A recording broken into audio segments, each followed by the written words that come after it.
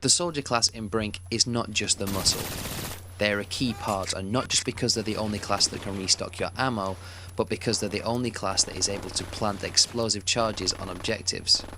Having a few good soldiers on your team can only be a good thing, so here are a few tips to help you be the best you can be.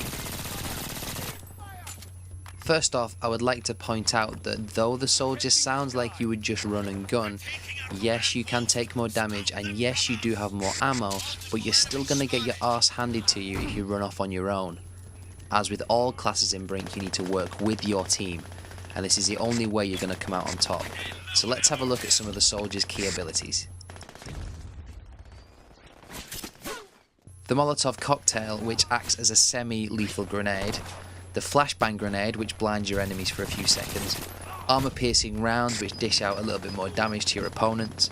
Scavenge, which allows you to gain supplies from dead bodies. Satchel charges, which are kind of like C4. And Kevlar, which allows you to take more damage. So now we've looked at the abilities, let's look at the soldier's main buff. And that's the ability to give your teammates ammo. For anyone who's played Brink, you will know you run out of ammo quickly, and having someone there to top you up again is going to make winning a lot smoother. Soldiers, make sure you keep your eyes on the ammo bars above your teammates' heads. When you see this start to drop, make sure that you get over there and give them ammo quickly.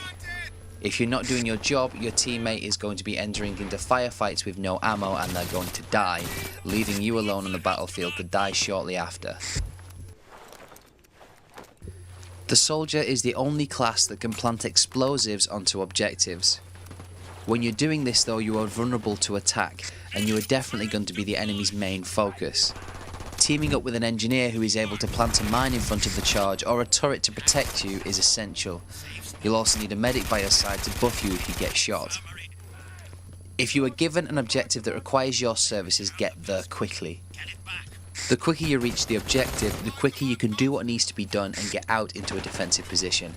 Messing around shooting people when you don't need to is going to allow the enemy to set up shop, and that's going to make it very difficult for you to do what needs to be done. It isn't all about the offense. The soldier has some of the best defensive abilities in the game. The Molotov cocktail, when used correctly, can easily give you the extra seconds you need to complete an objective. Try and use it when the enemy is bottlenecked. The Molotov won't kill unless they've already taken damage. Instead, it will knock them to the floor, leaving you to finish them off.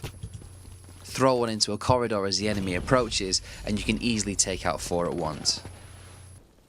The flashbang can also be useful if used correctly. However, you don't need to be as calculated. If the enemy is in a group or all in one room, toss a grenade in as you're about to enter, and you can finish everyone off before they even knew you were there. However, these grenades do cook, so make sure if you pull the pin, you throw it, as you are able to blind yourself.